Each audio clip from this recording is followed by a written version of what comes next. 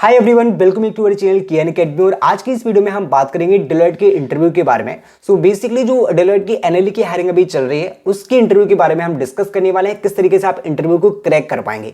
Basically Deloitte में आपका associate analyst के लिए इंटरव्यू होते हैं, फिर बीटीए के लिए इंटरव्यू होते हैं, बट यहाँ पे हम स्पेसिफिक बात करेंगे एनालिस्ट ट्रेनिंग, जिसमें अप्लाई किया स्टूडेंट्स ने। करेंटली जो हायरिंग अभी चल रही है 25 बैच वाली एनएलई की जो हायरिंग है, इसमें आपका डेजिग्नेशन है एनालिस्ट ट्रेनी, उसके इंटरव्यू के बारे में हम बात करने वाले हैं। ओके, तो ओवरऑल यहाँ पे हम डिस्कस करेंगे एज अ फ्रेशर जो 25 बैच वाले हैं उनको जनरली नहीं पता होगा डेलोइट कौन से फैक्टर पर फोकस करते हैं इंटरव्यू में, और किस तरीके से आपको यहाँ पे प्रिपरेशन करना है, कौन सी चीजें आपको हाईलाइट करना है इंटरव्यू में जिससे आपका इंटरव्यू क्रैक हो जाए, आप अपना इंटरव्यू में बेस्ट दे पाएंगे। ओके, इन सारी चीजों के बारे में बात करने वाले हैं। सो स्टार्ट करते हैं। सबसे पहले मैं बात करूं, सो डेलोइट का जो इंटरव्यू होता है वो एक फैक्टर सबसे इंपॉर्टेंट होता है डेलोइट में, that is communication skills. Okay, क्योंकि अगर आप ऑन कैंपस भी अगर डेलोइट में जाते हैं, फिर ऑफ कैंपस आप डेलोइट के इंटरव्यू में जाते हैं, तो इंटरव्यू का मेन फोकस होता है 80% आपका कम्युनिकेशन स्किल्स। अगर आपका कम्युनिकेशन स्किल्स अच्छा होगा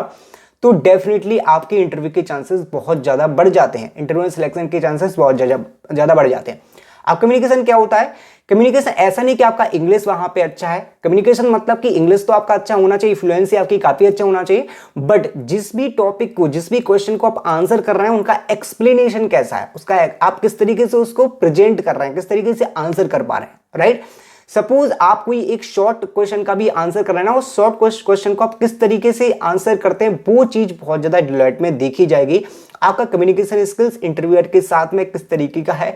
अगर आपका कम्युनिकेशन स्किल्स अच्छा होगा तो भाई स्टार्टिंग से ही आपका बहुत अच्छा फ्लो वहां पे इंटरव्यू का बनेगा। ओके, अब हम बात करते हैं इंटरव्यू आपका स्टार्ट कैसे होता है। इंटरव्यू आपका बेसिक क्वेश्चन से स्टार्ट होता है, जैसे नॉर्मल पूछ ही लेते हैं वो कि कहां से हो, कैसे हो, वो आपका फॉर्मेलिटी है। बट आपका जो एक्चुअल इंटरव्यू स्टार्ट होता है वो है tell me about yourself. That is the first question they can ask and they will definitely ask this question.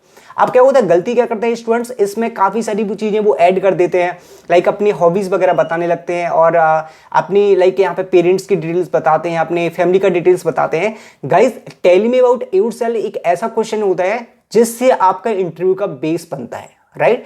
आपको इसी क्वेश्चन को इतना स्ट्रांगली प्रिपेयर करना है ताकि इंटरव्यू का वहां पे माइंडसेट चेंज कि हाँ बंदे में दम है और आगे इंटरव्यू बहुत अच्छे से कर पाएगा। तो बेसिकली आपको इसमें कौन सी चीजें इंक्लूड करना है मैं आपको स्पेसिफिक बता दूं। सो बेसिकली इसमें आप अपना नेम ऐड कर सकते हैं, उसके बाद अपनी एजुकेशनल डिटेल्स यहाँ पे मेंशन करना है, उसके बाद आप यहाँ पे बता सकते हैं from where you are. Okay, आप अपनी लोकेशन बता सकते हैं करेंटली, क्योंकि वो लोकेशन जानना इंपॉर्टेंट होता है, क्योंकि उसके बाद उनका बेस लोकेशन मिलता है ना, वो उसके लिए वो रिलोकेशन के लिए पूछते हैं या फिर वर्क फ्रॉम ऑफिस के लिए पूछते हैं। तो डेफिनेटली आप इसमें ऐड कर सकते हैं अपना लोकेशन स्टार्टिंग में। उसके बाद जो भी इंटर्नशिप आपने कर रखी है, जो भी स्किल सेट, जो आपका हाई स्किल सेट है ना, वो यहां पे आपको हाईलाइट करना है। ओके, आपकी हाई अवेलेबिलिटी, क्योंकि वो सिंपली यहाँ पे आपके स्ट्रेंथ और वीकनेस के बारे में नहीं पूछने वाले हैं। पहले पूछा जाता था कंपनीज में ऐसा कि आपकी स्ट्रेंथ क्या है, आपकी वीकनेस क्या है। आपको टेल मी अबाउट योरसेल्फ में ही अपनी स्ट्रेंथ को हाईलाइट करना है, उसी में ही सारी चीजें इंक्लूड हो जाती हैं। ओके, बाकी अदर डिटेल्स आपको यहाँ पे नहीं करना है, ओनली आपकी यहाँ पे एजुकेशनल डिटेल्स आएंगी, आपकी लाइक फॉर्मल डिटेल्स आएंगी, नेम और आपका एड्रेस। उसके अलावा आपकी यहाँ पे high ability, high skill set जो आप हाईलाइट करना चाहते हैं। आपको यहाँ पे बहुत ही शॉर्ट एंड क्रिप्स रखना है, इसको ज्यादा लेंथी भी नहीं करना है, और यहाँ पे शॉर्ट में करेंगे और बहुत ही अच्छे से आपको tell me about yourself prepare करना है। जो मैंने चीजें आपको बताई वो चीजें आप इंक्लूड कर सकते हैं, और उसके बाद ही उनका माइंडसेट चेंज होता है। ओके, तो गाइस ये वाला जो क्वेश्चन है वो आपको यहाँ पे बहुत अच्छे से प्रिपेयर करना है, क्योंकि यहाँ पे जो ये सारे कुछ जो बिहेवियरल क्वेश्चंस होते हैं ना डेलोइट में, वो बिहेवियरल क्वेश्चन से आपकी कम्युनिकेशन और आपका माइंड से चेक करते हैं कि आप कितना लॉजिकली सोच सकते हैं, लाइक एक पॉइंट ऑफ टाइम पे, लाइक वहां पे आपको फ्रीक्वेंटली सोचना पड़ता है, राइट। उन सारी चीजों से पूछते हैं। टेक्निकल तो रहता ही है, टेक्निकल एबिलिटी वो आपकी चेक करेंगे, क्योंकि टेक्निकल एबिलिटी अभी क्या है, हर स्टूडेंट्स को प्रोग्रामिंग लैंग्वेज आती है, हर स्टूडेंट्स के यहाँ पे एसक्यूएल वगैरह आता है, तो मोस्टली हर कोई सीख के जाता है, थोड़ा बहुत तो हर किसी को आता ही है। बट वो क्या होता है, वो आप किस तरीके से आंसर्स कर पा रहे हैं, किस वे में आप यहाँ पे आंसर कर रहे हैं, वो मैटर करता है, राइट। तो वो चीज आपको अच्छे से वहां पे प्रेजेंट करना है। अब मैं मूव करता हूं यहाँ पे, जैसे ही वो अपना आपका रेज्यूमे उठाएगा इंटरव्यूअर, तो रेज्यूमे में गाइस एक भी मिस्टेक नहीं होना चाहिए। जो भी चीजें आपने अपने रेज्यूमे में मेंशन कर रखी हैं वो आपको सारी आना चाहिए, चाहे वो आपका छोटे से छोटा स्किल सेट हो, चाहे छोटे से छोटा प्रोजेक्ट है, कोई भी चीजें आपने जो मेंशन कर रखी है, कोई भी आपको रॉन्ग चीज मेंशन नहीं करना है। अगर आपने कोई चीज नहीं किया तो रेज्यूमे खाली हो वो चलेगा, बट यहाँ पे क्या है, आपका रेज्यूमे यहाँ पे रॉन्ग नहीं होना चाहिए। रेज्यूमे में चीजें कम हो वो चलेगा, बट यहाँ पे जो चीजें आपको नहीं आते हैं वो चीजें भर दोगे तो वहां पे आपका इंटरव्यू बेकार हो जाएगा, क्योंकि अगर वो आपसे पूछ लिया आपको नहीं आंसर कर पाया तो वहां पे दिक्कत हो जाएगी। तो आपको ऐसा नहीं करना है, जो भी चीजें तो वो चीजें आपको आना चाहिए। ओके, तो गाइस वो इंटरव्यूअर आपसे क्या पूछता है, सबसे पहले उनका क्वेश्चन रहता है कि आपका प्रोजेक्ट, सो स्टार्टिंग से क्या होता है, अगर आपके पास इंटर्नशिप वगैरह है या फिर कोई भी नॉर्मल वर्क का एक्सपीरियंस है तो उससे आपके क्वेश्चन पूछ सकते हैं कि आपने क्या काम किया है, कौन सी टेक्नोलॉजी पे काम किया, उससे आपके डेफिनेटली क्वेश्चन पूछेंगे अगर आपके पास इंटर्नशिप का एक्सपीरियंस है तो। अगर नहीं है तो डेफिनेटली वो प्रोजेक्ट्स पे ही आते हैं, और प्रोजेक्ट्स को आपको बहुत ही लॉजिकल वे में प्रिपेयर करना है गाइस। क्रॉस क्वेश्चनिंग वो कर सकते हैं, चाहे आपने वेब डेवलपमेंट पे प्रोजेक्ट बनाया हो, चाहे आपने अपने डेटा साइंस पे प्रोजेक्ट बनाया हो, किसी भी टेक स्टैक में आपने प्रोजेक्ट्स बनाए हो, उसको आपको बहुत ही लॉजिकल वे में प्रिपेयर करके जाना है कि आप प्रोजेक्ट में आप ऐसी क्या चीजें कर सकते हैं जो आगे लाइक यूजफुल होने वाली, आगे वो ग्रोथ कर सकते हैं अपने प्रोजेक्ट को। बहुत ही लॉजिकल वे में आपको आंसर करना है प्रोजेक्ट्स के बारे में। इसलिए प्रोजेक्ट्स के बारे में वो पूछ सकते हैं कि आपने इस वाली टेक स्टैक को क्यों यूज किया है, इसका क्या यूज हो सकता है, क्या हम इस टेक स्टैक के अलावा कोई और टेक्नोलॉजी को इस वाले प्रोजेक्ट में यूज कर सकते हैं। इस टाइप के वो क्वेश्चन पूछ सकते हैं। तो गाइस आपको इस तरीके से सोचना पड़ेगा और सबसे हटके आंसर देना पड़ेगा। ऐसा आंसर देना पड़ेगा ना कि जो बिल्कुल आगे आने वाले ट्रेंड में हो, ट्रेंड से इंक्लूड हो, क्योंकि कभी कभी क्या होता है कि वो इस तरीके से एक्सपेक्ट करते हैं आपसे कि आपके क्वेश्चन वो उसी तरीके के क्वेश्चन पूछते हैं कि आपका आंसर भी उस तरीके से होना चाहिए, ताकि उनको एक लॉजिकल माइंडसेट वाला बंदा मिल पाए उनकी कंपनी के। ओके, सो बेसिकली यही होता है प्रोजेक्ट के लिए। आपको यहाँ पे इस तरीके से क्वेश्चन प्रिपेयर करके जाना है। प्रोजेक्ट की एल्गोरिथम क्या है, आपका प्रोजेक्ट किस तरीके से वर्क हो रहा है एग्जैक्टली, वो सारी चीजें आपको यहाँ पे प्रिपरेशन करके जाना है।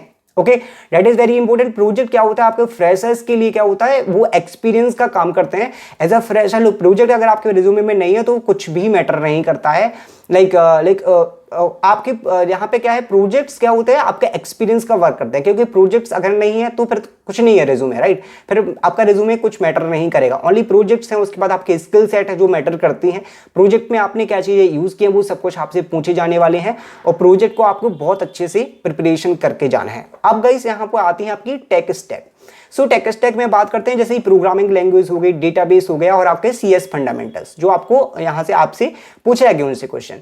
सपोज प्रोग्रामिंग लैंग्वेज है तो प्रोग्रामिंग लैंग्वेज में आपको ऐसा नहीं बताना है कि आपको सब कुछ आता है, वो आपसे डेफिनेटली क्वेश्चन करेंगे कि आपको कौन सी प्रोग्रामिंग लैंग्वेज यानी कि कौन सा टेक स्टैक आपको सबसे अच्छे से आता है। सो जो भी चीज गाइस आपको सबसे अच्छे से आती है, चाहे वो C++ हो, चाहे वो जावा हो, चाहे वो पाइथन हो, कोई भी प्रोग्रामिंग लैंग्वेज आपको सबसे अच्छे से आती हो, जिसमें आप एक्सपर्ट हो, वही आपको हाईलाइट करके बताना है कि आप इसमें एक्सपर्ट हो, आप इसके आंसर कर पाओगे। तो वो आपसे जावा से क्वेश्चन पूछेंगे, आप C++ के कुछ क्वेश्चंस पूछ सकते हैं जो आपके नॉर्मल क्वेश्चंस होते हैं। लाइक बेसिकली जो सबसे इंपॉर्टेंट होता है वो है ऊप्स कॉन्सेप्ट। ऊप्स कॉन्सेप्ट के प्लेयर्स आपसे पूछेंगे किस तरीके से रियल लाइफ में यूज करते हैं ऊप्स कॉन्सेप्ट को, कोई रियल लाइफ एग्जांपल्स आपसे तो वो आपको प्रिपरेशन कर लेना है। ओके, अगर मैं बात करूं यहाँ पे प्रैक्टिकल की, प्रैक्टिकल में क्या आपसे पूछ सकते हैं, प्रैक्टिकली वो आपसे यहाँ पे कॉन्सेप्ट दिखवा सकते हैं, क्लास कैसे बनाते हैं, ऑब्जेक्ट कैसे क्रिएट करते हैं, वो सारी चीजें आपसे फॉर्मली पूछ सकते हैं। ओके, उसके बाद क्या होता है, कुछ डेटाबेसेस के क्वेश्चन होते हैं कि डेटाबेस आप क्या जानते हैं, आपने प्रोजेक्ट में कैसे डेटाबेस कनेक्टिविटी की है, आपने कौन सा डेटाबेस यूज किया है। उसके बाद क्या है, एसक्यूएल की क्वेरीज वगैरह आपसे पूछ सकते हैं। ओके, क्वेरीज में क्या है, क्वेरीज आपसे लिखवा भी सकते हैं वो, क्योंकि ज्वाइंस वगैरह जो होते हैं वो टिपिकली अगर आप लिखेंगे नहीं तो आपको एक्जैक्टली पता नहीं होता है किस तरीके से ज्वाइन करते हैं टेबल्स को, तो ज्वाइन वगैरह आपसे पूछ सकते हैं। ज्वाइन बहुत ही इंपॉर्टेंट टॉपिक होता है एसक्यूएल में, और कुछ बेसिक क्वेरी है जो आपसे वो करवा सकते हैं, कुछ बेसिक क्वेरी लिखवा सकते हैं। ये आपका प्रैक्टिकल में आ जाता है, डेटाबेस का भी, और प्रोग्रामिंग स्किल्स में कुछ आपका स्ट्रक्चर्ड वो करवा सकते हैं। लाइक टेम्पलेट, क्लास का कैसे टेम्पलेट होता है, किस तरीके से आप इनहेरिट करोगे, वो सारी चीजें आपसे करवा सकते हैं।